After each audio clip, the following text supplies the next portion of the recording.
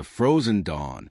Imagine a morning where the first thing you see isn't your smartphone screen, but your own breath crystallizing in the air. Imagine waking up under 4 layers of heavy wool blankets, yet your nose feels like a piece of ice. There is no thermostat to turn up. There is no hot shower waiting. Outside, the year is 1905, and a great freeze has gripped the land. For the Edwardians, winter wasn't a season for hot cocoa and Netflix. It was a brutal, daily battle for survival. Welcome to the frozen reality of a century ago. The wake-up call. In the early 1900s, the bedroom was often the coldest place in the house. Why? Because coal was expensive. You didn't waste it on a room where you were just sleeping.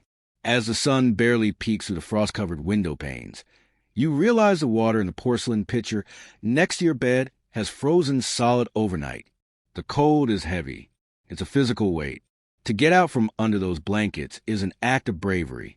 Your floorboards are ice cold, and every step creaks in the silent, freezing air.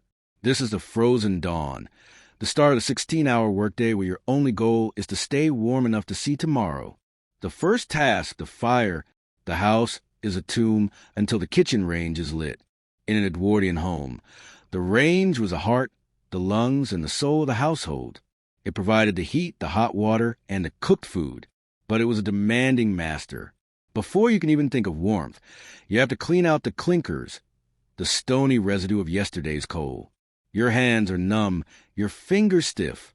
You strike a match, a precious commodity, and nurse the kindling into a flame. It takes an hour for the kitchen to become bearable. Until then, you move like a shadow in the dark, shivering uncontrollably as your body tries to generate its own heat. The psychology of the cold. We often think of people in the past as tougher than us. While they were certainly resilient, the psychological toll was immense. The winter meant isolation. If the snow was deep, no one was coming to help. There was no radio, no telephone for the common farmer. The silence of a 1900s winter was deafening. You were alone with the cracking of the ice and the whistling of the wind through the ill-fitting door frames. Suggested titles for this series: The Great Freeze, 12 Days of Edwardian Survival, Life Before Heaters, How They Didn't Die in 1900, 90 Days of Ice, The Brutal Reality of History, The Art of Layering. In our modern world, we have smart fabrics, thermal tech, and lightweight down jackets that weigh less than a loaf of bread. But in the winter of 1905, staying warm was a heavy, itchy, and exhausting business. If you didn't dress correctly, the damp cold would seep into your bones, leading to rheumatism or worse, pneumonia, the captain of the men of death. To the Edwardians, clothing was a fashion statement. It was your primary armor against a hostile environment. Let's look at the layers that stood between a human being and a frozen grave. The base layer, the scratchy shield. Long before the morning tea was poured, the struggle began with a union suit or long johns. Unlike the soft cotton blends we wear today, these were made of thick, heavy wool. If you were poor, the wool was coarse and untreated, feeling like sandpaper against your skin. Why wool? Because the Edwardians understood a scientific truth. Wool is a miracle fiber. Even when damp from sweat or melting snow, wool retains its insulating properties. It traps air in its crimped fibers, creating a pocket of warmth generated by your own body heat. But there was a price to pay: the winter itch. For 4 months of the year, your skin was in a constant state of irritation, but that itch was a sign that you were staying alive. The middle layers, trapping the heat. The secret to Edwardian survival was not one thick coat, but many thin layers. Over the long underwear came the flannel shirt, usually made of a wool-cotton blend. For men, a waistcoat vest was mandatory. It wasn't just for style. It provided an extra layer of protection for the vital organs in the chest and abdomen. For women, the layering was even more complex and burdensome. Over the chemise and corset came the petticoat, sometimes 2 or 3 of them. These were made of heavy flannel or quilted fabric. While these layers provided warmth, they added significant weight. Imagine walking through 6 inches of snow while dragging 3 layers of floor-length wool skirts. Every step was a workout, and every workout produced sweat, which was the enemy. If your inner layers got too wet from perspiration, and then you stopped moving, the moisture would turn ice cold, chilling your core instantly. The outer shell, the heavy-duty protection. The greatcoat was the final piece of the puzzle. For a working-class man, this was often the most expensive item he owned. Made of melting wool, a fabric so thick and tightly woven it was almost waterproof. These coats were designed to last a lifetime. They were so heavy that putting one on felt like someone was placing their hands on your shoulders and pushing down. But the coat wasn't enough. In the damp winters of the UK or the North American plains, you needed a barrier against the wind. This is where leather and fur came in for the wealthy, while the poor used heavy wax-treated canvases or simply wrapped themselves in extra woolen shawls. The extremities, the battle for toes and fingers. The most common injury in an Edwardian winter wasn't a cold or flu. It was chilblains.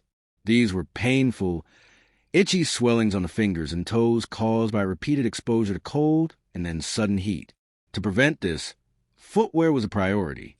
Leather boots were greased with tallow, animal fat, or beeswax to make them waterproof. Inside the boots, people would stuff dried hay or old newspapers.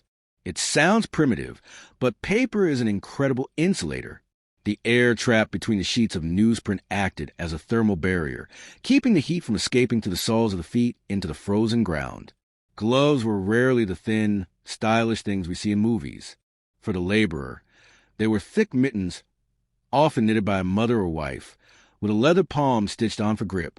Mittens were superior to gloves because keeping the fingers together allowed them to share warmth, a small but vital tip for survival. Class warfare, in the cold, the art of layering, also highlighted the brutal class divide of the era. The wealthy had access to silk linings, which reduced the itch of the wool, and luxurious furs like mink or sable that were windproof and incredibly warm.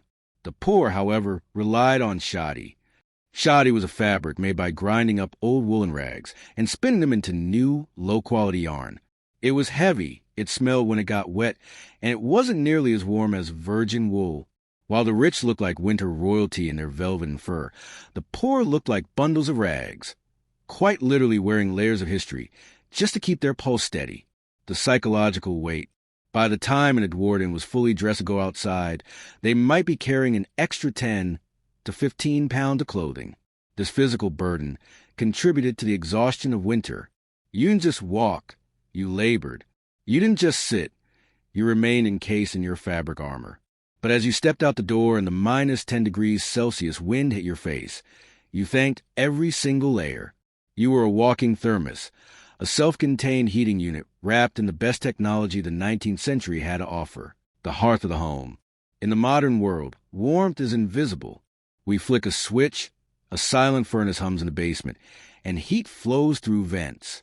But in 1905, warmth was a living, breathing, and hungry beast. It lived in the kitchen, inside a massive black iron structure known as a range. This wasn't just an appliance. It was a heart of the home. If the fire died, the house died. If the fire grew too wild, the house burned. Managing the hearth was a full-time job that required skill, muscle, and a constant battle against the soot that threatened to choke the lungs of every inhabitant. The black iron beast. The Edwardian kitchen range was a marvel of Victorian engineering and a nightmare of maintenance. Made of heavy cast iron, it stood as a dark monument against the kitchen wall. It featured a firebox in the center, an oven on one side, and a water boiler on the other, for the woman of the house or the servant. The day didn't start with a cup of tea. It started with blacking the range. Every few days, the iron had to be polished with a graphite paste called black lead to prevent it from rusting in the damp winter air. It was back-breaking work that left your hands stained gray for days. But a clean range was a point of pride. It showed that even in the depths of a brutal winter, the household had not given up its standards. The fuel, black gold. In the early 1900s, coal was the lifeblood of the nation. Thousands of men toiled deep underground to provide the black gold that kept the country from freezing. For a typical household, the arrival of the coal man was the most important event of the week. He would carry heavy burlap sacks, weighing over 100 pounds each, down into the cellar. Coal was expensive. A sudden spike in prices during particularly harsh winter could mean the difference between eating meat or eating dry bread. Every lump of coal was counted. You didn't just throw a shovelful on the fire. You placed it strategically. You learned the language of the fire, how to bank it at night, so that a few glowing embers remained in the morning, saving you the struggle of starting from scratch with expensive kindling. The morning ritual of ash. Before a new fire could be lit, the remains of the old one had to be dealt with. This was the ash pit. Cleaning out the ash was the messiest job in the house. Fine, gray dust would rise into the air, settling on the furniture, the food, and into the lungs of whoever was cleaning it. This ash wasn't just waste, though. In the spirit of Edwardian frugality, it was often recycled. Sifted ash was used to soak up spills, mixed with night soil waste for the garden, or even used as a primitive abrasive to clean metal pots. Nothing was wasted because, in the winter, resources were too precious to throw away. The science of heat, the convection struggle. One of the greatest challenges of the 1900s was that heat didn't travel. The kitchen might be a sweltering 25 degrees Celsius, 77 degrees Fahrenheit because of the stove, but just 10 feet away in a hallway, the temperature dropped to near freezing. To combat this, Edwardians used draft excluders, long, snake-like bags filled with sand or sawdust placed at the bottom of doors. They understood that the hot air from the stove would rise and try to escape, while the heavy, cold air from outside would crawl along the floor like a ghost. Life in the winter was a constant movement between zones. You stayed in the kitchen as long as possible. When you had to move to the parlor or the bedroom, you did so quickly, carrying a hot brick wrapped in flannel or a copper bed warmer filled with coals to keep your hands from numbing. The hidden killer, carbon monoxide, with all the doors shut tight and every crack stuffed with rags keep the heat in, a new danger emerged, the silent killer. Coal fires produce carbon monoxide in poorly ventilated houses, or if the chimney flue was blocked by soot or a bird's nest, the gas would build up. Edwardians didn't have digital detectors. They relied on common sense and traditional signs. If the family became unusually drowsy, or if the pet dog seemed lethargic, it was a sign to crack a window, even if it meant letting in the sub-zero air. The choice was often between freezing or suffocation. Many families went to sleep in a warm room and simply never woke up, victims of the very fire that was supposed to keep them safe. The sound of the hearth. There's a specific sound to an Edwardian winter. The rhythmic clink-clink of the coal shovel against the iron grate, the roar of the chimney when the wind caught it, and the occasional pop of a gas pocket in the coal. For the children of the house, the hearth was the center of their universe. It was where they did their homework by the flickering orange light, where they toasted pieces of bread on long forks, and where they listened to their elders tell stories of even worse winters from the past. The fire was more than a utility. It was a member of the family. It required feeding, cleaning, and attention, and in return, it provided the only thing that made the dark, frozen months bearable, light in life. Conclusion of Part 3. But the fire was only half the battle. To keep the fire of the human body burning, you needed calories, and lots of them. In a world where the milk froze in the bottle and the meat turned to stone in the larder, how did the Edwardians feed themselves? Breakfast of survivors. In our modern world, we often count calories to lose weight. In 1905, you counted calories to stay alive, a body living in a house with no central heating, performing manual labor in sub-zero temperatures, burns energy at a terrifying rate. To survive an Edwardian winter, you couldn't rely on a light salad or smoothie. You needed fat. You needed sugar. You needed heavy food that would sit in your stomach like a hot coal. Today, we explore the survival diet, the high-calorie fuel that powered the 12-hour workdays of a frozen century. The frozen larder. Before the sun was even up, the mistress of the house faced her first challenge, the larder. In 1905, there were no electric refrigerators, but in winter, the entire pantry became a freezer. This sounds convenient, but it was a nightmare. The milk didn't just get cold. It expanded as it froze, often pushing the cardboard cap off the bottle or cracking the glass. The butter was as hard as a brick, requiring it to be placed near the stove for 30 minutes before it was even spreadable. Worst of all was the meat.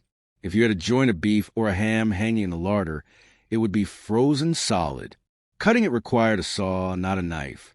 Every meal required hours of pre-thawing near the kitchen range. The Edwardian kitchen was a constant cycle of defrosting, boiling, and stewing. The morning porridge, the foundation. The cornerstone of the Edwardian winter breakfast was porridge, but not the thin, watery version we see today. This was steel-cut oats. Boil for hours until it reached a thick, glue-like consistency. It was seasoned with a pinch of salt and, if you could afford it, a dollop of golden syrup or heavy cream. Oats were the perfect survival food. They are complex carbohydrates that release energy slowly throughout the morning. For a schoolchild walking 3 miles through the snow or a laborer heading to the docks, that bowl of porridge was their internal furnace. It provided a steady stream of heat as the body digested the dense grains. The power of fat, lard and dripping. If porridge was a foundation, fat was the fuel. In the early 20th century, fat wasn't a dirty word. It was a lifesaver. The most common spread wasn't expensive butter, but dripping. This was a cold, congealed fat left over from roasting meat. A thick slice of toasted bread, spread heavily with beef dripping and sprinkled with salt and pepper, was a standard breakfast or snack. To our modern palates, it sounds unappealing, but to a person whose core temperature was dropping, that animal fat was pure gold. It provided the dense calories needed to maintain thermogenesis, the process by which the body generates heat. Without adequate fat intake, the body would begin to shiver uncontrollably within hours of stepping outside, leading to rapid exhaustion. The tea ritual, liquid warmth. No Edwardian morning was complete without tea, but in winter, tea served a dual purpose. Yes, the caffeine provided a much-needed boost for the dark morning, but the primary function was internal heating. The tea was served scalding hot and loaded with sugar. Sugar was a quick-burning fuel, giving the body an immediate spike in energy to tackle the first chores of the day, like shoveling snow or carrying water. The warmth of the cup also served a practical purpose. It was a way to thaw out frozen fingers before putting on work gloves. In many working-class homes, the teapot stayed on the corner of the kitchen range all day long, being topped up with hot water and fresh leaves, acting as a communal station for quick warmth. The struggle for protein. While oats and fats were plenty, fresh protein was a luxury in the dead of winter. Most families relied on salt pork or bacon. This wasn't the thin, crispy bacon we know. It was thick, salt-cured slabs of fat with a streak of lean meat. The salt served two purposes. It preserved the meat without the need for ice, and it encouraged the body to retain water, which was strangely helpful in the dry, cold air of winter. Eggs were rare.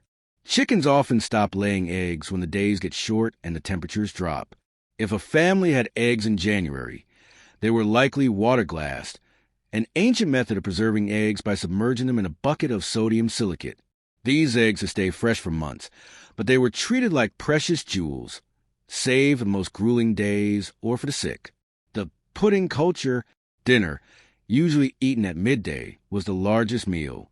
This is where the famous suet puddings came into play. Suet is the hard fat found around the kidneys of cows. Edwardians would mix this fat with flour and dried fruits like raisins to create spotted dick or suet dumplings. These puddings were steamed for hours. They were incredibly dense and heavy. A single serving could contain 800 to 1,000 calories. This was a slow burn, fuel that would get a worker through the freezing afternoon until the sun went down. Conclusion of Part 4. The Edwardian winter diet was a masterpiece of survival. It was built on the understanding that the body is an engine, and an engine cannot run without fuel. They ate with a purpose, to stay warm, to stay strong, and to stay alive. But what happens when you finish your meal and realize there is no water left to wash the dishes? Or worse, no water to drink? In our next part, we look at the most basic necessity of life and how it turned into a frozen nightmare. Water and ice. In the 21st century, we take water for granted. We turn a handle, and an endless stream of clean, temperature-controlled water appears. But in the winter of 1905, water was a stubborn, frozen enemy. In the Edwardian era, if you want a glass of water or a pot for tea, you didn't just turn a tap, you often had to fight for it with an axe. Today, we explore the frozen grid, the era where the most basic necessity of life could disappear overnight, trapped inside pipes of lead and wells of stone. The sound of the axe, the morning break, for the millions of people living in rural areas or small villages, water came from an outdoor pump or communal well. On a morning where the temperature had plummeted to minus 15 degrees Celsius, the scene at the village pump was one of communal struggle. The prime of the pump would have frozen solid. To get the water flowing, you had to perform a ritual. First, you brought out a kettle of boiling water, precious water saved from the night before, and poured it slowly over the iron neck of the pump. You waited for the ice to crack and melt within the mechanism. Only then could you begin the heavy, rhythmic pumping, and you had to be fast. If you pumped too slowly, the water would freeze again before it even hit your bucket. The sound of metal clanking and ice shattering was a true alarm clock of the Edwardian countryside, the nightmare of indoor plumbing. In the cities, modern plumbing was beginning to take hold, but it was primitive and ill-prepared for a deep freeze. Pipes were made of lead or cast iron and were often attached to the exterior of houses or buried just inches beneath the cold brickwork. When water freezes, it expands. In the winter of 1905, the sound of a thump followed by a hiss was the sound of catastrophe. A burst pipe didn't just mean no water. It meant that when the thaw finally came, your home would be flooded with freezing, muddy water. To prevent this, Edwardians would leave their taps dripping all night. They knew that moving water is harder to freeze than standing water. However, this led to a secondary problem. The drains would freeze, and by morning, your sink would be a solid block of ice, overflowing onto the floor. The thaw trap: if your pipes did freeze, the methods for thawing them were terrifyingly dangerous. The common solution was to take a flaming rag soaked in oil or a handheld blow lamp and run it along the lead pipes.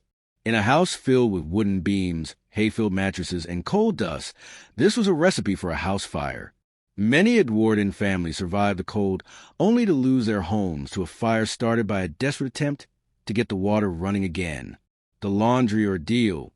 If obtaining water for drinking was hard, obtaining water for cleaning was an Olympian feat.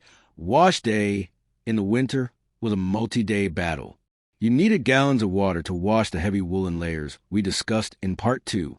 This meant hauling dozens of buckets from the pump, heating them on the kitchen range, which took hours, and then scrubbing the clothes by hand. The real heartbreak came when it was time to dry the clothes. You couldn't hang them outside. They would simply freeze into wooden shapes.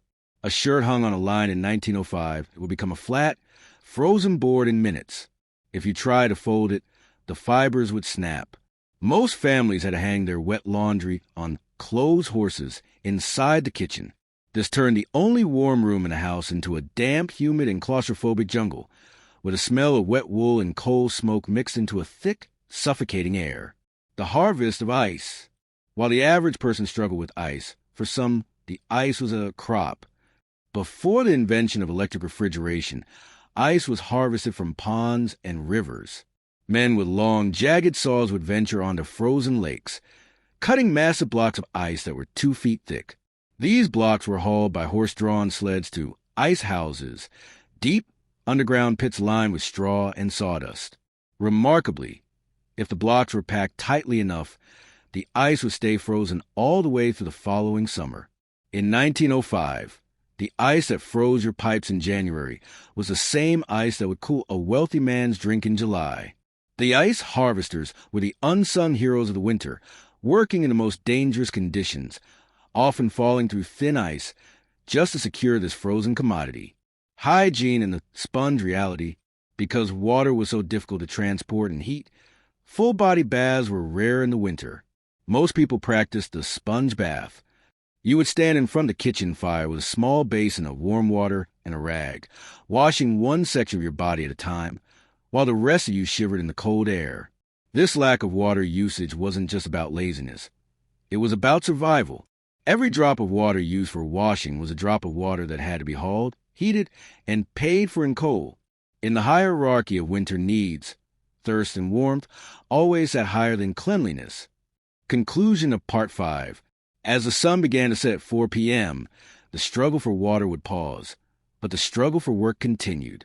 For the Edwardian man, the frozen world wasn't just a home, it was a workplace.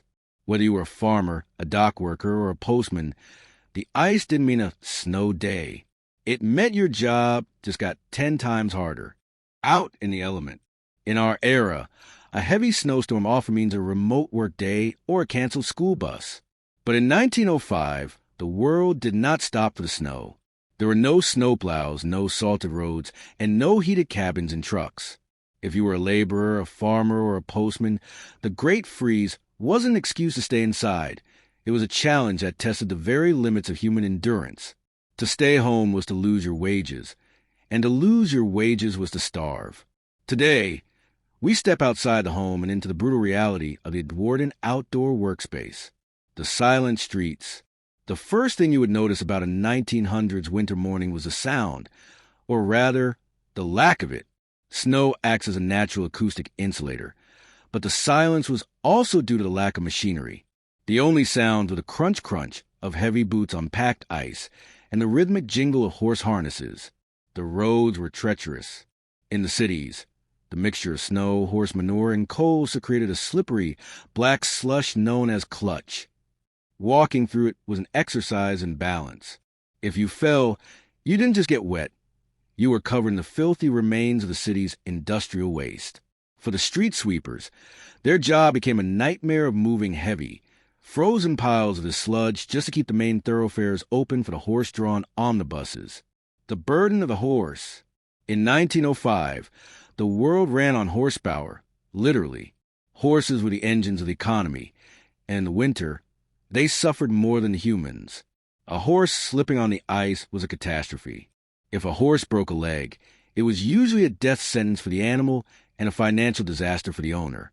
To combat the ice, blacksmiths were kept busy day and night fitting frost nails or caulkins to horseshoes.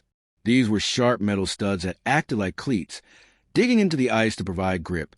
But even with these, the effort of pulling a heavy load through the snow was immense.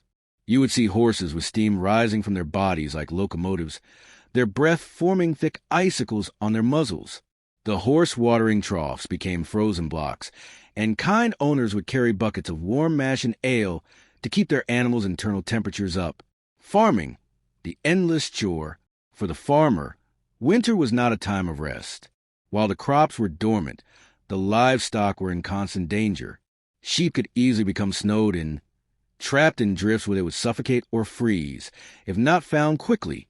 Farmers had to trek miles through waist-deep snow, often carrying a long pole to poke into drifts, looking for the steam holes created by a buried sheep's breath. Feeding the cattle was a grueling physical labor. Frozen hay had to be pitched, and as we discuss in Part 5, the water supply was a constant battle. The farmer's hands were a map of his struggle. Cracked skin, hacked sores from the cold, and permanent frost-nipped fingertips. There were no waterproof Gore-Tex gloves. There was only grease-soaked wool that eventually froze into the shape of the shovel handle. The postman and the messenger. One of the most respected figures of the Edwardian winter was the postman. In an age before the internet, the mail was the only link between families. The postie was expected to make his rounds regardless of the drifts. Rural postmen often walked 15 to 20 miles a day. In the Great Freeze of the early 1900s, stories emerged of postmen being found leaning against stone walls, frozen to death with their mailbags still gripped tightly. They were the sentinels of communication, and the sight of the red-faced man in his heavy navy blue coat was a symbol of hope for isolated families. They brought the news of the outside world to people who hadn't seen a neighbor in weeks. The danger of whiteouts. Without GPS or paved highways, it was incredibly easy to get lost. A sudden blizzard or whiteout could turn a familiar path into a deadly trap. In the flat plains of North America or the high moors of England, the horizon would disappear. People would lose their sense of direction just yards from their own front door. There are harrowing accounts of Edwardians tying ropes from their back door to the barn so they could find their way back after feeding the animals. If you lost a rope in a whiteout, you were as good as dead. The cold would disorient you, leading to paradoxical undressing, a late-stage hypothermia symptom where the victim feels a false sensation of extreme heat and strips off their clothes, hastening their end. The industrial toil. In the industrial north, the mill girls and iron workers faced a different kind of cold. The factories were massive, unheated brick shells. While the machinery generated some heat, the drafts were lethal. Workers would wrap their feet in burlap sacks and grease, their skin with tallow, to create a barrier against the freezing dampness. The transition from the scorching heat of a blast furnace to the sub-zero air outside caused shivers so violent they could break teeth. Conclusion of Part 6. By midday, the outdoor worker was exhausted, damp, and hungry. The art of layering, we spoke of in Part 2, was now a heavy, wet burden. But as the pale winter sun began to dip toward the horizon, often as early as 3:30 p.m., a new fear set in. It wasn't just the cold anymore. It was the dark. In our next part, we look at the most vulnerable members of the society, the children and the elderly, and how they survived the nights when the mercury dropped to levels that modern thermometers would struggle to measure. The vulnerable. In the winter of 1905, the survival of the fittest wasn't just a theory, it was a nightly reality. While a healthy adult might endure a night in a freezing room with nothing but shiver, for the very young and the very old, the cold was a silent predator. In an era before antibiotics, a simple chest cold in December could become a funeral in January. Today, we look at the quiet, desperate measures taken to protect the vulnerable, those whose internal fires weren't strong enough to fight the great freeze on their own. The nursery, a battle for breath. In the Edwardian home, the nursery was often tucked away in the attic or far corner, rooms that were the hardest to heat. For a mother, winter was a season of constant anxiety. Infant mortality rates spiked during the winter months. The main culprit wasn't just the temperature, but croup and bronchitis. The air in these homes was incredibly dry because of the coal fires, which irritated tiny lungs. To combat this, mothers used bronchitis kettles, long-spouted pots that sat on the fire, sending a constant stream of steam into the room to keep the air moist. If a baby started to wheeze, the remedy was vapor capping or goose grease. A child's chest would be rubbed with thick animal fat and then covered with a warm flannel cloth to seal in the heat. It was messy, it smelled, but it was the only barrier against the congestion that claimed so many lives. The hot brick and the bed warmer. Go to bed was the most dangerous time for the elderly. As the body ages, its ability to regulate temperature weakens. In a room where the temperature might drop to 2 degrees Celsius, 35 degrees Fahrenheit, a senior citizen could easily slip into hypothermia while they slept. The solution was a range of preheating tools. The most common was the hot water bottle. But in 1905, these were made of heavy stoneware or ceramic, not rubber. They were effective but heavy. If you accidentally kicked one in your sleep, it was like being hit by a brick. For those who couldn't afford ceramic bottles, a literal brick was used. A brick would be placed in the oven of the kitchen range all evening until it was glowing with heat. It was then wrapped in multiple layers of old flannel or a thick wool sock and tucked into the bottom of the bed. This hot brick would provide a steady, radiating warmth for 6 to 8 hours, just enough to keep the blood flowing in elderly toes until morning sun rose. The old folk in the chimney corner. In the social hierarchy of the Edwardian winter, the elderly were given the place of honor, the chair closest of fire, known as the chimney corner. They would spend the entire day there, often wrapped in shoulder shawls and lap rugs. Movement was difficult. Arthritis and rheumatism were rampant, and the cold made joints feel like they were filled with broken glass. The elderly would often sit for hours, performing light chores like mending socks or peeling potatoes, staying as close to the coal stove as humanly possible. They were the keepers of memory, telling stories of the great snow of 1881 to the children, teaching the younger generation that while the current winter was bad, they had survived worse. School, the cold commute. For children, the struggle was a journey.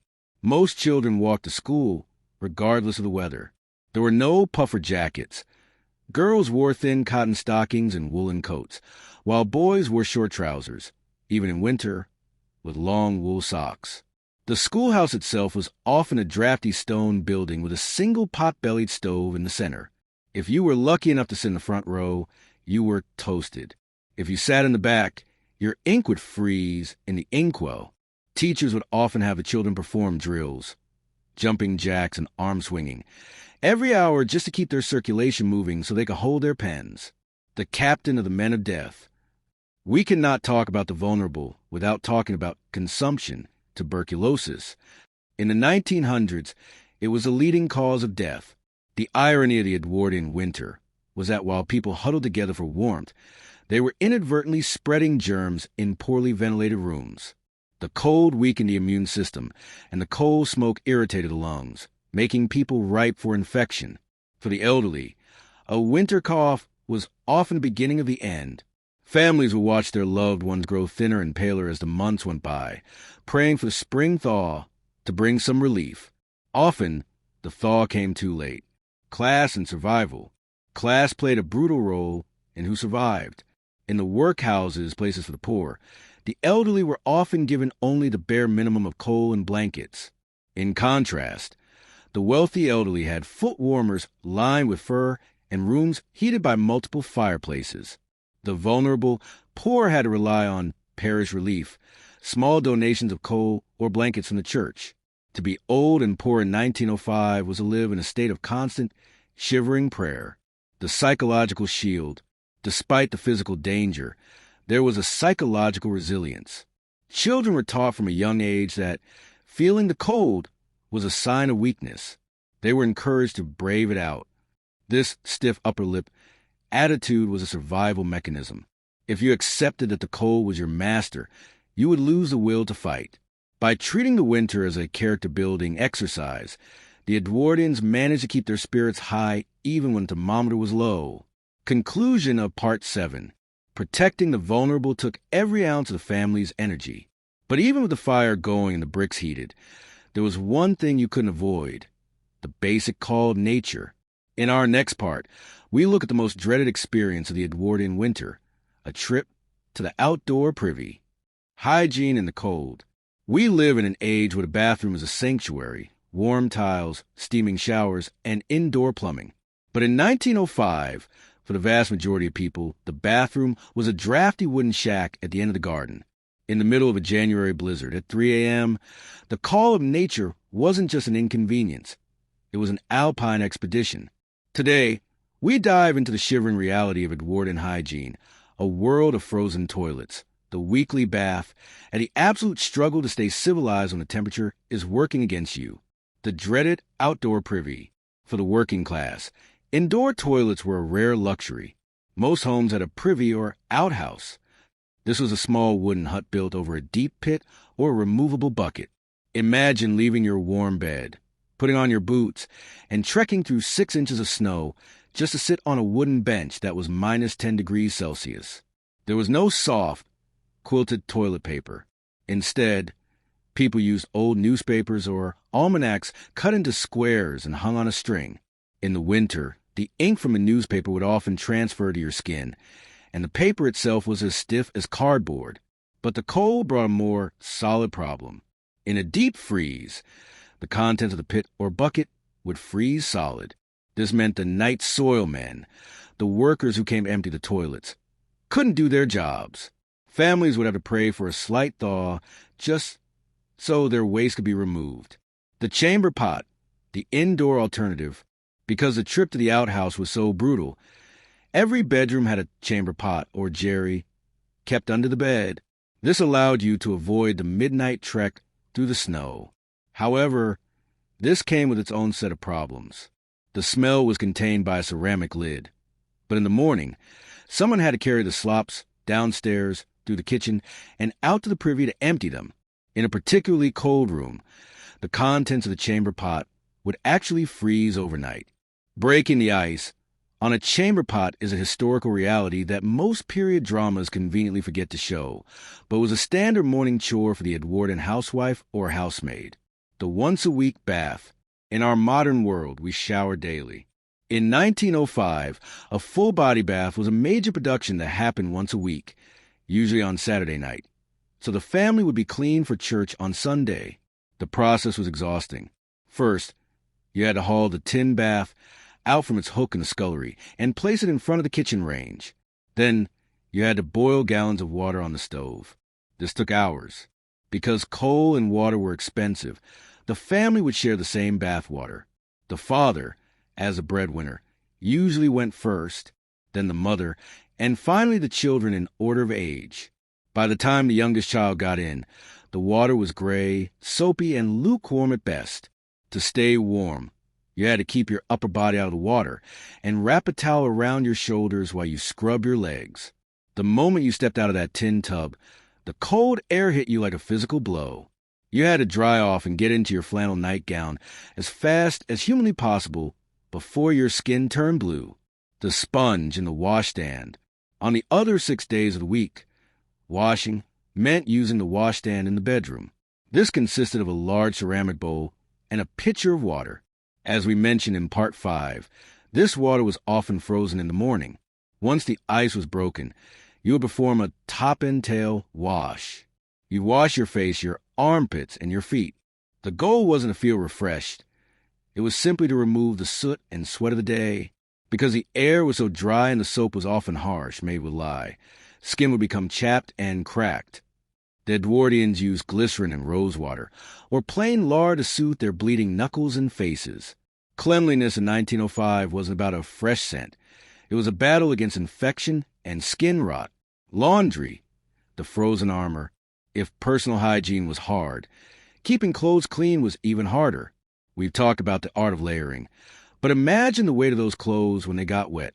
In the winter, mud and slush from the streets would cake onto the bottom of long skirts and trousers. Since you couldn't wash heavy wool coats every week, people relied on brushing. Every night, you would use a stiff bristle brush to scrape off the dried mud and horse manure from your coat. For the inner layers, dolly tubs and wringers, mangles, were used. The work was so cold that women's hands would often turn a deep purple red, a condition known as washerwoman's hand. Drying the clothes indoors, as mentioned before, created a damp environment. This humidity, combined with the cold walls, created black mold. The Edwardians didn't know about spores, but they knew the musty smell of winter was a sign of a sickly house. The secret of smelling like a winter. If you could travel back to 1905, the first thing you would notice wasn't the cold, but the smell. Everyone smelled a mixture of coal smoke, damp wool, animal fat from the dripping in lard, and a hint of unwashed skin. But because everyone smelled that way, no one noticed it. It was simply the smell of survival. Perfumes and colognes were used by the wealthy to mask it. But for the common man, his scent was his badge of labor. To be clean in the winter was a luxury that required time and money that most people simply didn't have. Conclusion of Part 8. Despite the grime and the freezing outhouses, the Edwardians maintained a remarkable level of dignity. They polished their boots, they mended their rags, and they kept their black lead stoves shining. But as the hygiene chores finished, the sun would set, and the village would fall into a deep, icy silence. In our next part, we look at the winter industry, how the economy kept moving when the canals were frozen and the roads were blocked.